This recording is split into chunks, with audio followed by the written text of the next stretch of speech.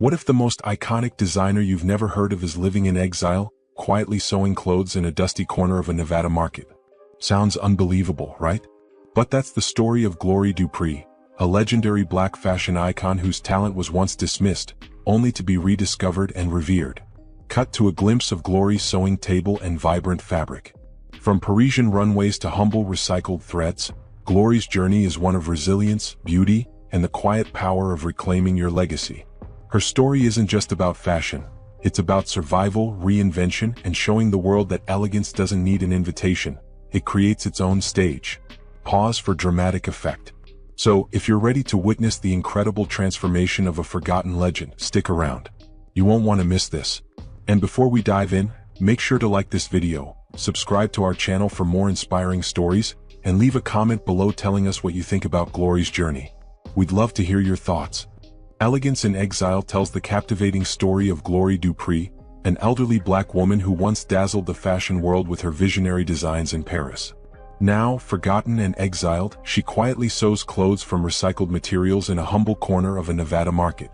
Mocked by some and overlooked by others, Glory's creativity remains an untold legend. But when a famous designer notices her work, Glory's past is revealed, and it becomes clear that her influence on fashion is far from over.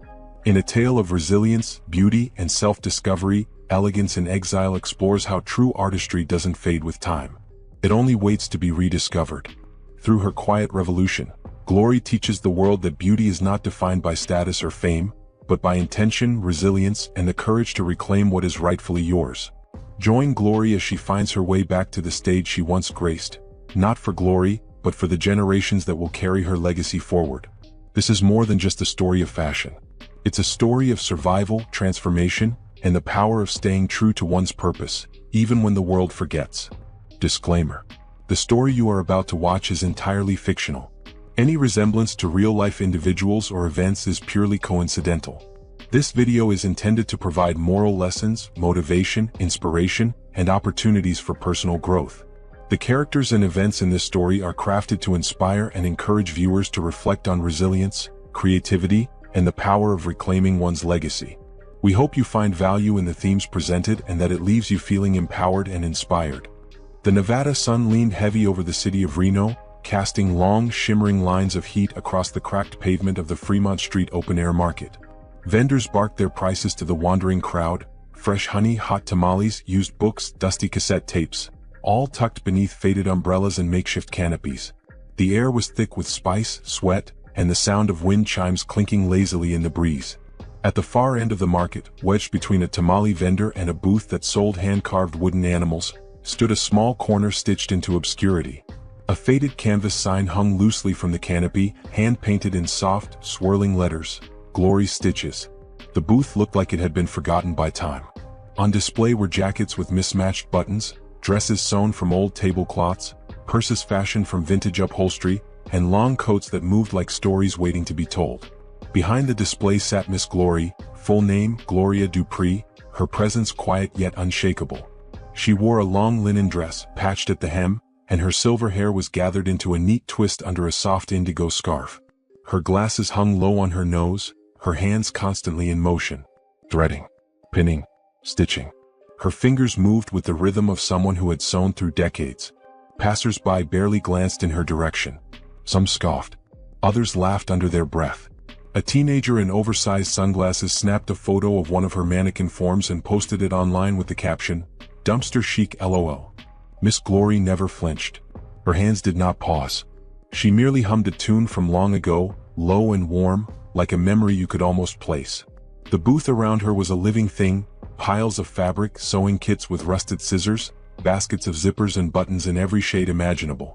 Everything she sold had been made from discarded pieces, scraps of once-loved items. They called it junk. She called it resurrection. "Why do you waste your time with all this, Glory?" asked Maribel, the tamale vendor next door, wiping her hands on her apron. "You could be at home with your feet up. You earned that much at your age." Glory glanced up, her smile small but certain. "I rest when I sew, and sometimes the world whispers to me through fabric." Maribel shook her head, chuckling. "You always talk like a poet. Must be the heat." The morning turned to noon. The crowd thickened. Children tugged at their parents' hands for snow cones and hand-painted toys. Gloria remained in her corner, a sentinel of thread and time. No one asked her story. No one cared to know who she had been or what she had seen. To them, she was a curiosity, an eccentric old woman playing dress-up with garbage. But then there was a girl. No more than 10. She had a strawberry slush in one hand and a wide-eyed curiosity in the other. She stopped in front of the booth, tugged at her mother's sleeve. "Mom," she said, "these dresses look like fairy tales." Glory glanced up, warmth blossoming behind her glasses. The mother barely glanced at the booth. "They're dirty, baby. Come on." The girl frowned but obeyed, casting one last look over her shoulder as they walked away. Glory watched them go, then turned back to her stitching. Her fingers did not tremble, but her heart did, just a little. That evening, as the market thinned and the sun began to dip behind the jagged outline of the mountains, Glory packed up her unsold garments with care. She folded each piece like it was a chapter in a book, tucking it away until tomorrow. The tamale vendor was gone. The wind chime booth had closed. Only Glory remained. She locked her rolling suitcase, hoisted her sewing bag over one shoulder, and walked slowly toward the bus stop. No car. No fanfare. Just an old woman and the quiet echo of footsteps on warm concrete. From a nearby rooftop, a flock of pigeons scattered into the evening air, and below them, Glory Dupree disappeared into the night. What no one knew, what the world had long forgotten, was that the hands folding up coats behind that booth had once shaped the future of fashion on another continent, in another life. But in Reno, Nevada, she was just Miss Glory, the market seamstress with the junk booth. And that was exactly how she wanted it. 2 weeks passed. The days blurred together in a haze of sun, market chatter, and Gloria's ever-moving hands. Summer was beginning to wane, but the heat still pressed down like an old, heavy quilt. The market kept its pulse. Laughter, music, wind chimes, and the scent of roasted corn. Gloria's corner remained unchanged, barely noticed. The same glances, the same snide remarks, the same quiet work. Then came the Dust and Thread Festival. It was the only time the market made room for fashion. For one day, Reno celebrated handmade garments, vintage styles, and sustainability. Booths transformed overnight. Vendors who normally sold fruit or furniture now draped their stalls in lace, hung mirrors, and posted signs that read hand-sewn, eco-friendly, or desert chic. Glory didn't change anything. Her booth was the same as always, quiet, subtle, cluttered but intentional. She added one new coat to her display, a long, structured piece made from pieces of cream-colored upholstery, lined with antique silk from an abandoned piano bench, and fastened with vintage brass hooks. The silhouette was sharp but elegant, tailored with military precision, and softened by the fluid movement of the hem. She had finished it late the night before, alone in her one-bedroom apartment, lit only by the glow of her desk lamp and the music of Ella Fitzgerald playing from an old record player. She had named it the March of Grace. The festival brought a different crowd, out-of-towners, fashion bloggers, students, influencers, and professionals chasing the next trend. Cameras flashed. Music thumped from portable speakers. A food truck served glitter-dusted churros. Someone spun poi near the fountain. And walking through it all was Camille Ray. Tall, slick, magnetic. A name whispered in the industry, known for blending chaos with couture. Her fashion house in Los Angeles had been the birthplace of dozens of viral collections. And yet, here she was, sunglasses pushed high on her head, a linen jumpsuit hugging her frame, her sharp eyes scanning the market with boredom. She had not come here by choice. A film crew was shooting a documentary on desert style, and Camille had agreed to appear in one episode as a favor to a producer friend. She hated the heat. She hated the dust. She hated the faux boho trend that had taken over half the booths. And then she saw the coat. At first, it was the movement that caught her eye, the fabric swaying with the breeze in a way that spoke of weight and grace. Then came the lines, the cut, the structure. Her feet moved before her mind caught up. She stopped at the edge of Glory's booth, tilting her head. Glory looked up from her stitching. The two women studied each other for a moment, the famed designer and the forgotten one, but neither revealed what they knew or didn't know in that first glance. "This yours?" Camille asked, nodding toward the coat. "It is," said Glory. "What's it made of?" "Memory. And a bit of leftover furniture." Camille smirked. "No, really." Glory's voice didn't change. "Really?" Camille stepped forward, reached out, and touched the fabric. Her fingers trailed along the seam, tracing the architecture. She examined the lining, ran her hand inside the pocket, and stopped when she found the hidden label, just a scrap of muslin with the word Glory stitched in cursive thread. She turned back to the old woman. "I'll take it," she said. Glory blinked. "No bargaining?" Camille shook her head. "It's worth more than you're charging." Without another word, she pulled out a credit card and paid full price. Glory wrapped the coat carefully, placed it in a paper bag that once held potatoes, and handed it over. Camille took it, looked once more at the seamstress and said, "You should be showing in Milan." Glory only smiled. "That's a long way from here," she replied. Camille's phone rang. She answered, said something sharp to the crew about lighting and timing, then turned and walked away. The coat swung from her arm like it belonged there, like it had always belonged there. Glory watched her go, then turned back to her work. Her hands resumed their rhythm, but something new had settled in her chest. A familiar ache, almost like the first notes of a song she hadn't heard in years. That night, Camille wore the coat to a televised panel discussion. Cameras caught it. Social media exploded. One influencer tweeted, "Can we talk about this coat? Camille's giving post-apocalyptic Parisian goddess and I'm here for it." Fashion blogs posted screenshots. Stylists started asking where it came from. No one could find the brand. Camille said only one thing when asked. It was made by a woman in Reno. A genius hiding in plain sight. The next morning, Glory's booth was surrounded by cameras. But Glory wasn't there. She had stayed home that day, her body sore, her bones tired. She sipped tea by the window, unaware of what had begun. Something had been set in motion. A door had been nudged open. The past had begun to stir. And the world, whether it knew it or not, had just rediscovered the first thread of a legend it had forgotten. The morning air was cooler than usual, brushed by a soft breeze that whispered of change. It was the kind of day that tricked you into thinking autumn had arrived early, even though the Nevada sun still lingered with heat by noon. Gloria woke early just as she always did, but the quiet in her small apartment felt different. Charged. She prepared her tea, chamomile with a touch of honey, and sat by the window in her sewing chair, the one with faded cushions and creaky legs that had followed her from city to city, country to country. She didn't turn on the television. She never did. She didn't scroll through any screens. She hadn't owned a cell phone in over a decade. The world came to her slowly now, in snatches of conversation at the market, in headlines glimpsed through passing newspapers. She liked it that way. But that morning someone knocked. She opened the door to find Maribel, the tamale vendor, holding up a newspaper like it was on fire. "You made the front page," Maribel said, breathless. "Yo, right here. Look." Glory took the paper and stared at the image. A full-color shot. Camille Ray on stage in Los Angeles, seated beneath spotlights, wearing the March of Grace. The coat looked alive under the stage lights, the brass fasteners catching the glint of flash photography. The headline read, "Mystery designer from Reno shocks fashion world." "They don't even know your name," Maribel said, her voice somewhere between pride and awe. "Just the seamstress from the market." Glory didn't smile. She handed the paper back.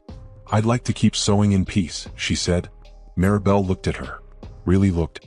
She squinted as if trying to piece something together. "You always talk like a woman who's lived more lives than she admits." Glory gave no reply. But the peace she had grown used to would not hold. Later that day, a black SUV pulled up to the market. Glossy. Out of place. A driver stepped out, followed by a sharply dressed woman in wide-leg trousers and an asymmetric top that screamed high fashion. She wore gold hoops and no makeup, and her gaze was sharp as glass. It was Camille Ray. Vendors watched her like hawks. Phones came out. Fingers pointed. Murmurs spread like wildfire. "That's her. That's the designer from TV. Why is she here?" Glory was already seated at her booth as always. She hadn't flinched. Her sewing continued, needle dancing in and out of a sea green blouse made from a repurposed prom dress. Camille approached and stood in silence, watching the older woman work. After a moment, she pulled out a stool from the booth and sat down. "You didn't tell me you were a master," she said. "I didn't think it mattered," Glory replied. "It does. People are looking for you. The fashion world is looking for you." "I'm not looking for them." Camille sighed and looked around the booth. Her fingers touched a rack of coats. She examined a jacket made from denim, canvas, and what looked like an old wedding veil. "Your work is revolutionary. People are calling it haute restoration. They think you're some new voice. A hidden genius who's never been trained." Glory chuckled softly, the sound like the rustle of an old book being opened. "Never been trained?" she echoed. "Child, I used to teach." Camille's eyes flicked to her. "Where?" "Paris." The word dropped like stone into still water. Wait, Camille said. You mean, you lived in Paris? Glory didn't stop sewing. Lived, taught, designed. Watched my students win awards. Watched them forget me. Camille leaned closer. What's your full name? Glory Dupree. Camille's lips parted. For a long moment she just stared. That can't be. Glory Dupree vanished in the 80s. She taught at the École de la Mode. My mentor used to talk about her like a ghost story.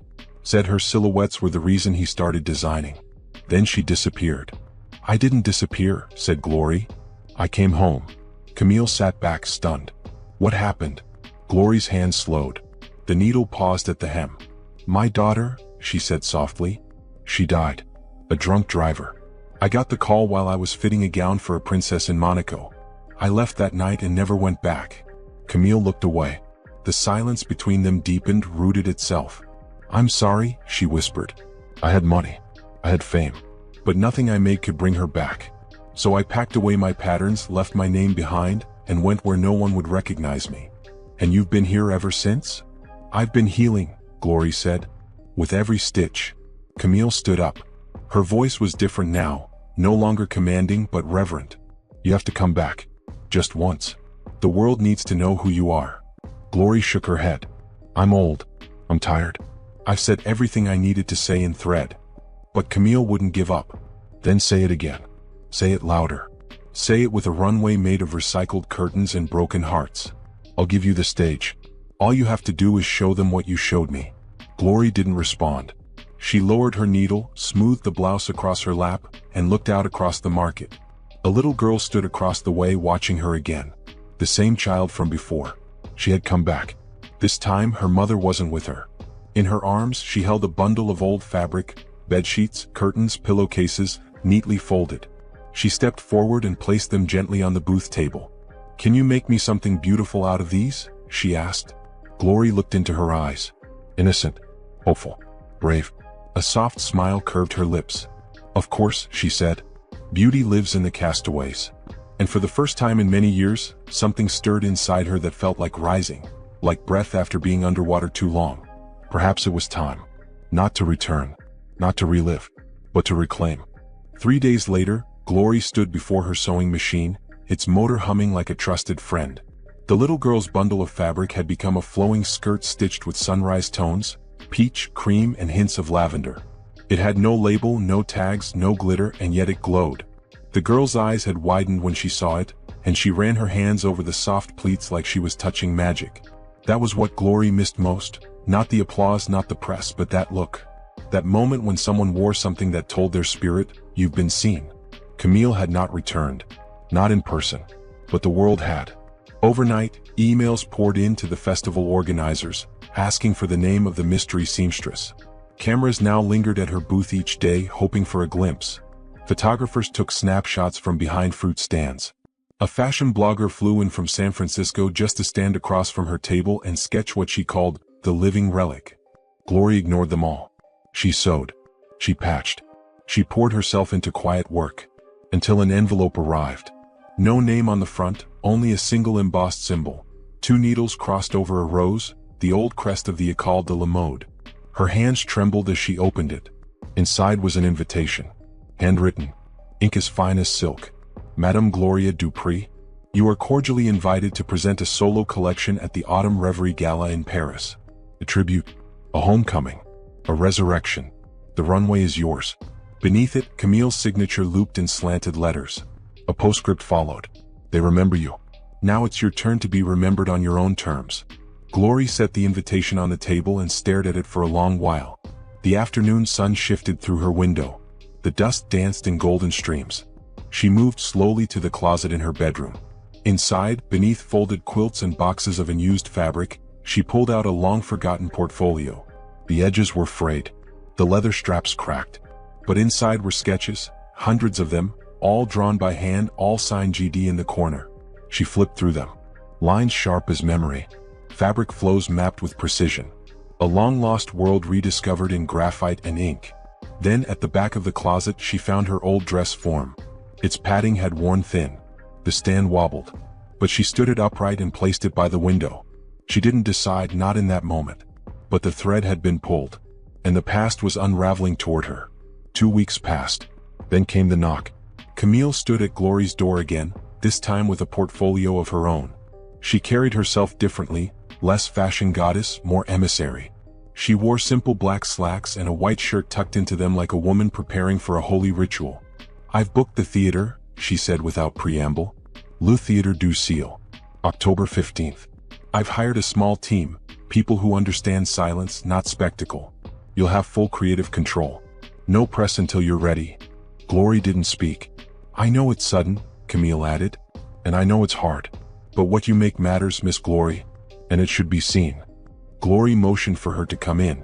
She led her to the workroom, a narrow room flooded with light, scattered with fabric bolts, baskets of thread, buttons, chalk, scissors, and patterns drawn on brown paper. At the center stood her dress form. Draped across it was the beginnings of a new coat, crimson, with layered folds like flower petals and collar work that arched like wings. Camille gasped. "This is new." "It's the first piece," Glory said, "of 7. For Paris." Glory nodded slowly. "If I'm going to step back into that light, I want to do it fully. One last time." Camille studied her. "Why now?" Glory's hands moved across the coat's shoulders, smoothing them as a mother might smooth her child's hair. "Because for years I believed my story ended the day I left France. But lately I've begun to understand, it was only the intermission." Each morning thereafter, the market watched Glory change. She still sat at her booth, still stitched and hemmed and listened, but her hands moved with a new fire. Her eyes held storms. She began collecting new materials, not just scraps from donations but old silk gowns from vintage stores, torn velvet curtains from theater auctions, tablecloths from estate sales. The vendors whispered, "She's making something big." She was someone once. Maybe still is. She no longer denied them. When asked if she was the Gloria Dupree of Paris, she said only, "I am Gloria. I have always been Gloria." And in October she flew. The plane dipped through gray clouds as the Eiffel Tower came into view, distant and proud, like an old friend who still stood watch. It had been over 3 decades since she'd seen that skyline. Over 30 years since she'd walked the cobblestone alleys with her measuring tape looped around her neck and fabric swatches stuffed in her pockets. Paris had changed, but some things hadn't. The Théâtre du Ciel had once been a shadowy place, a small black box theater used for avant-garde plays and quiet jazz nights. Camille had transformed it into a temple. Stone pillars framed the runway, draped in soft lighting and woven silk. The music was subtle, a mix of cello and wind. Nothing loud, nothing fake. Everything held breath. Backstage, Glory stood with her 7 pieces. Each garment told a chapter. Of loss, of return, of healing. They were made from tablecloths, curtain fringe, crushed velvet, torn hymnal books turned into printed patterns, and in one case, the final dress, a repurposed baptism gown layered into a bodice and skirt. Camille entered the dressing room quietly. "They're seated," she said. "When you're ready, it's yours." Glory looked at herself in the mirror. Not young, but powerful. Not returned, but reborn. She adjusted her scarf, nodded once and said, "Let them see what Exile can become." The lights dimmed to a hush as the first soft note of cello trembled through the air. The audience at Théâtre du Ciel leaned forward, breaths caught in collective anticipation. This was not a fashion show in the traditional sense. There were no celebrity influencers in gaudy sunglasses, no champagne flutes raised in careless distraction. The ones who sat in the front row were curators, educators, seamstresses, artisans, veterans of fashion, children of its legacy. Some had once walked through the hallowed halls of École de la Mode. Many had whispered stories of the vanished genius, Gloria Dupree, the woman with hands like wind and sketches that danced. Then she appeared. Not on the runway. Not yet. First her voice. A recording played, soft and low, threaded between cello and wind. It was Gloria reading aloud, her accent a gentle echo of New Orleans and Old Paris. "Fabric is the memory of the body. Carries the shape of longing. It stains with grief. It stretches for hope. My hands do not just sew, they remember." And then the lights rose. The first model stepped out. She wore a coat sculpted from layers of quilt and netting, its shape reminiscent of a desert bloom opening at dusk. The sleeves were mismatched, one drawn from the sleeve of an old tuxedo, the other from an embroidered baptism shawl. Brass buttons climbed one side like vertebrae. Gasp, whispers. Then silence again as the model moved slowly down the narrow runway. The second model followed, a dress built from lace tablecloths dyed charcoal and violet. The hemline swept like storm clouds. Around her neck, twisted cords of denim and silk formed a collar that resembled the folds of ancient roses. The third, a jumpsuit made from repurposed military fatigues and satin curtain lining. The waist cinched with braided cords from retired window blinds. And somehow, it shimmered. Piece by piece, her story unfolded. People in the audience leaned closer, then sat back, then leaned forward again. Some whispered her name, Glory Dupree. Others sat in stunned silence, memories flooding back. One woman in the front row, a former student who had once been taught how to draft a bodice by Gloria herself, began to weep quietly. And then came the seventh piece. The lights dimmed, save for one golden beam cast at the top of the runway. A young black girl stepped forward, perhaps 12 years old, wearing a flowing white gown made from baptismal linen and second-hand silk, embroidered with words in French and English, hand-stitched by Gloria herself. Reclaim. Rise. Return. The girl walked with grace, poise far beyond her years. Her natural hair was styled into a high halo. Her feet moved like music. She was the child Glory had never gotten to dress, the future she had mourned and hoped for in silence. And as she reached the end of the runway, the music stopped.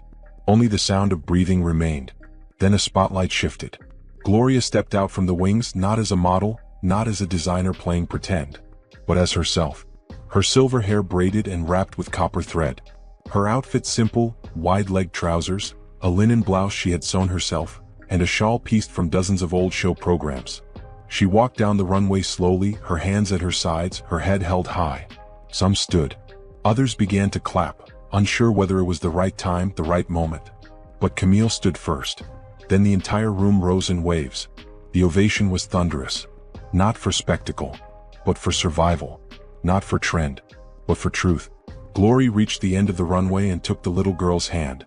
Together, they turned to face the audience, where applause now surged like a wave crashing over the years she had hidden, the names she had buried, the grief she had sown into silence. In that moment, time folded in on itself.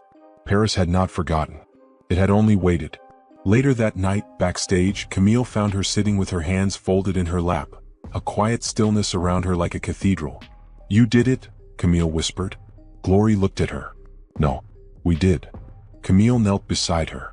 "They want to archive your collection. There are offers already. Museums. Foundations. Your name is going to be taught again." Glory smiled, tired but warm. "Let them teach it, but not as a myth. Let them teach the truth." Camille nodded. "And what about you? What comes next?" "I go home," Glory said softly. "Back to Nevada. I have students waiting." "Students?" Glory reached for a worn notebook on the table. Inside were names, sketches, and notes. Girls from the market. Women from the shelter. A boy who fixed shoes and wanted to learn tailoring. "I've been a teacher longer than I've been a legend," she said. "It's time I return to what matters." She stood slowly, hands pressed to her spine. "Besides," she added with a wink, "exile never really ends. But neither does elegance." The plane touched down in Nevada just past midnight. The airport was quiet, deserted except for a few night staff and janitors humming songs to themselves. Glory stepped off the plane without any fanfare. No flashing cameras, no waiting limousines. Just her and a carry-on suitcase that had once belonged to her mother. Outside, the desert air welcomed her like an old companion, dry, cool, smelling faintly of dust and pine. Camille had offered a place in Paris. A studio. Team. Even a permanent seat on the Ecole's advisory board. Glory had smiled, hugged her tightly and said, "My place is with the ones no one sees." And so she returned to the corner booth in the North Las Vegas market. But it wasn't the same. The table was now draped with a soft banner hand-painted by the young artists from the community center. Red. Glory's thread, couture from the heart. Children gathered around it after school. Women stopped by to ask questions. Vendors came with torn blouses, faded pants, hand-me-downs they hoped to make new. And Gloria took them all in, not as customers but as stories waiting to be honored. Word had spread. Quietly. Respectfully. People from other cities came not to gawk, but to learn. They watched how she moved her fingers across worn fabric like a pianist playing through pain. How she smiled when someone said, "I didn't know I could look like this." Her little market stall became something else, part classroom, part confessional. A place of beauty without pretense. And she taught. Every Wednesday evening she opened her home for The Circle, a group of young dreamers, seamstresses, designers, fabric artists, and tailors. They came with old backpacks and thrifted sewing kits. Some had never drawn a pattern before. Others brought photos of dresses they saw online asking, "How do I make this real?" Glory welcomed them all. "You don't need fancy fabric," she told them. "You need intention." She taught them how to feel the grain of cloth, how to respect thread tension, how to draw inspiration from wind, from water, from scars. She gave them more than technique. She gave them history. She told them about Josephine Baker's seamstress, about the underground fashion salons of Harlem, about how enslaved women once used patterns and quilts to signal escape routes. Every stitch, she said, was part of a larger story. And when one of her students, a shy boy named Malik, used old band t-shirts to design a jacket that went viral on social media, reporters came knocking. Glory answered the door herself. They asked for interviews, for retrospectives, for another runway show. She said no. But she pointed them to Malik. "This generation doesn't need me on stage," she said. "They need me in the audience." One afternoon, as the sun began to fall behind the mountains, Camille arrived unexpectedly at the market. She wore a long cardigan and no makeup. She looked out of place and yet somehow completely at ease. Glory saw her from across the lot and waved her over. "You look well," Camille said, accepting a seat beside the sewing machine. "I am well," Glory replied. "Better than I've been in a long time." Camille smiled and handed her a small envelope. Inside was a photograph, grainy but powerful, a still shot from the Paris show. It captured the moment Glory stood beside the young girl in the final gown. Their silhouettes were bathed in gold, side by side, like mirror images from different lifetimes. "Time made you more dangerous," Camille said softly. "No," Glory answered. "Time made me more deliberate." They sat in companionable silence for a while. Shoppers passed. The market's music played softly from a nearby speaker. Camille finally asked, "Do you miss it?"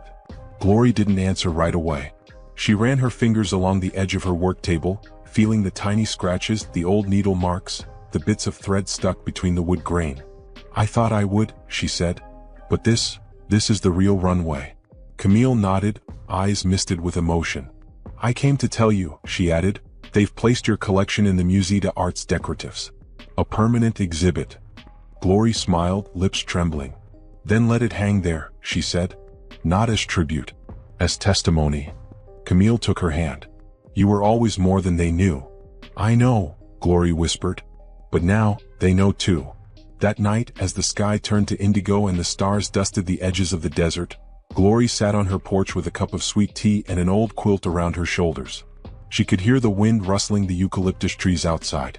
Her home was quiet, save for the soft ticking of the antique wall clock and the gentle purr of her cat, Mira, curled at her feet. She glanced at the dress form standing in the corner of the living room. It now wore a robe pieced from over a dozen garments, each one donated by someone who had once felt invisible. Across the chest, stitched in tiny script, were the words, "You are seen. You are stitched in time." Glory closed her eyes and leaned back in her chair. She was not forgotten. She was not lost. She was not done. Winter came quietly to the desert, slipping in beneath the noise of daily life. There was no snow, no frost-glazed streets, only a slight crispness in the mornings and a softness to the sunsets. In the market, coats grew heavier and hats appeared again, many of them sewn by Glory's students. You could tell by the stitching, by the care. It had been nearly a year since Paris. Since then, Glory's days had fallen into a sacred rhythm. Mornings were for tea and thread, afternoons for her students, evenings for reflection. But a letter arrived one Tuesday, folded neatly inside a book of fashion history someone had sent from France. The handwriting was delicate and precise. "Dear Miss Glory, I am a first-year student at École de la Mode. I saw your exhibit with my classmates. I cried in front of the final dress. I didn't know a garment could carry so much. I didn't know a person like me could belong in this world. I want to thank you for being more than a name in our textbooks. You are real. You are real. Please don't stop teaching. With gratitude, Mariama." Glory placed the letter on her wall, right next to Malik's first design sketch, a photo of the little girl who had walked in her final show, and a handwritten note from a woman who'd once traded her wedding gown for a hot meal. She didn't cry, but her hands trembled as she reached for her journal. She opened it to a blank page. At the top, she wrote, "Elegance in Exile," and below it, "A memoir in stitches." The book took months. Not because the writing was difficult, but because she wanted to get it right. She didn't care for gossip or glamour. She wanted to capture the rhythm of thread, the ache of hidden talent, the injustice of being erased, and the quiet power of reclaiming space. Each chapter was named after a fabric: organza, denim, lace, burlap. Each told a story not only of design but of survival, from growing up in a small southern town where she learned to hem by lantern light, to teaching in Paris while men in suits tried to copy her sketches and pass them off as their own. She wrote about the years in exile, not with bitterness but with clarity. How Nevada had become her refuge. How poverty could make a person invisible. How invisibility, once mastered, could become armor. She mailed the manuscript to Camille, expecting edits. Camille returned it with a note. No edits, just reverence. The memoir was published the following spring. It didn't top bestseller lists, but it did something better. It became sacred to a generation of young black designers who had never seen their reflection in the glossy pages of fashion magazines. It became required reading at École de la Mode. It sparked sewing circles in places like Detroit, Atlanta, Nairobi, and Trinidad, places where beauty often blooms in spite of being ignored. And letters poured in. Not emails. Letters. Folded and hand-addressed. Stained with coffee rings. Covered in doodles and pressed flowers. Letters from girls sewing dresses out of curtains. Letters from grandmothers who'd given up fashion because they thought they were too old. Letters from boys who'd been bullied for liking colors. Glory answered every one. One evening, as the sun slipped behind the hills, Glory sat with her students beneath the open-air canopy behind the market. They'd gathered for what they now called the showcase, an informal presentation held every 3 months. Tonight, a girl named Yasmin had remade a ball gown out of dyed hospital sheets. The crowd applauded as she explained her work, voice trembling with pride. Afterward, as the laughter and chatter carried on, Glory stepped away from the circle and looked out at the night. Camille joined her, hands in her pockets, smiling. "You built something," Camille said. Glory nodded. Not alone. They stood together for a moment, watching the stars blink into place above the desert skyline. Camille turned to her. "Do you ever think about legacy?" Glory smiled faintly. "No. I think about lineage. Legacy is for statues. Lineage is for people. I didn't leave a monument. I lit a path." Camille exhaled slowly, deeply. "You did more than that." They didn't speak again for a while. Because sometimes silence is the only fitting conclusion. On the wall of Glory's small studio, beside the letters and the sketches and the photo from Paris, hangs one final piece. A simple wooden frame. Inside it, a swatch of fabric. Frayed, faded, brown and gold, and stitched across it in looping thread. Elegance is not the absence of struggle. Elegance is what remains after the end. Here are 7 moral lessons drawn from the story. 1. True talent never dies, it simply waits to be seen again. Glory Dupree's story shows us that greatness doesn't vanish just because the world forgets it. Time, obscurity, and even exile cannot erase the brilliance of a gifted soul. Her years away from the fashion spotlight did not diminish her gift. If anything, they deepened it. The lesson here is that the core of who we are remains intact, even when we are overlooked, dismissed, or silenced. Like a masterpiece left in an attic, true artistry endures. It waits for the right eyes, the right hearts, to rediscover it. This speaks to anyone who feels forgotten. The writer who no longer writes, the dancer who no longer dances, the teacher whose lessons have been replaced by noise. Your worth is not tied to visibility. Your genius is not on a timer. Like Glory, sometimes we are not being buried, we are being planted. 2. Dignity can exist in the most humble of places. Glory made her return not in a glamorous Paris studio, but in a corner of a Nevada market, sewing recycled fabric under harsh fluorescent lights. It's a powerful reminder that greatness doesn't always live in palaces or podiums. There is elegance in patchwork. There is nobility in making something beautiful out of scraps, not just with fabric but with life. This moral reminds us to never look down on people who work quietly in corners. The janitor, the street vendor, the single parent making ends meet. They may carry stories of immense grace, resilience, and power. The market stall where Glory sewed was not just a place of business. It was a temple. Her sewing machine, a sacred instrument. And her work, a daily act of worship through creativity. 3. Recognition is not validation, purpose is. When the world finally recognized Glory's talent again, it was powerful. But she didn't need applause to know her value. Her purpose had always been to create, to teach, to give beauty shape. Recognition came late, but purpose was there all along, from the students she mentored in exile to the jackets she mended for neighbors. Many people chase fame or approval, hoping it will finally confirm their worth. But this story tells us otherwise. Recognition may be sweet, but it is fleeting. Purpose is the steady flame that guides us even in the dark. Glory's return to fashion was not about reclaiming fame. It was about restoring voice to herself and to those who would come after her. For exile is painful, but sometimes it is preparation. Glory's time in exile away from the fashion world was marked by sorrow and loss. Yet in that silence, she found something deeper, herself. She became a healer with her hands, a quiet revolutionary in her own right. Her years in Nevada were not wasted. They were sacred preparation for what was to come. In life, we all face seasons of exile, when we feel cast out, uninvited, or left behind. But these moments, painful as they are, can forge resilience, wisdom, and clarity. They can strip away illusion and teach us what truly matters. For Glory, exile wasn't the end. It was the crucible where her true power was refined. 5. Teaching is a form of immortality. One of the most poignant truths of the story is that Glory's legacy wasn't preserved in glass cases. It was passed down through people. Through Malik. Through the little girl who walked the runway. Through the students in her backyard workshops. Through every person who learned to see beauty in the discarded. To teach is to plant something that grows beyond your reach. Glory may never see the full bloom of the seeds she planted, but they will live on. In stitches, in sketches, in the way someone walks a little taller in clothes they made themselves. This reminds us that the most lasting legacies are not carved in stone, but sewn into lives. 6. You don't need permission to begin again. Glory could have believed that her moment had passed, that the world had moved on without her, that age had disqualified her from return. But she didn't. She returned to the work not with bitterness, but with purpose. She began again on her own terms, with a heart full of memory and hands still capable of magic. Too often we think it's too late to start over, that mistakes, age, or missed opportunities have locked the doors for good. But this story says otherwise. Reinvention is possible. Healing is possible. Even after betrayal, even after loss, even after silence. You don't need permission. You need only the courage to begin again. 7. Beauty is resistance, and it belongs to everyone. Perhaps the deepest moral of Elegance in Exile is that beauty is not a luxury of the elite. It's a right, a language, a resistance. Glory made beauty from scraps, from hand-me-downs, from forgotten things, and in doing so, she challenged a world that told her, and others like her, that beauty must come with pedigree or price. In her story, beauty became an act of reclamation, of identity, of history. She didn't just sew dresses. She told the truth, about grief, about erasure, about joy that refuses to be hidden.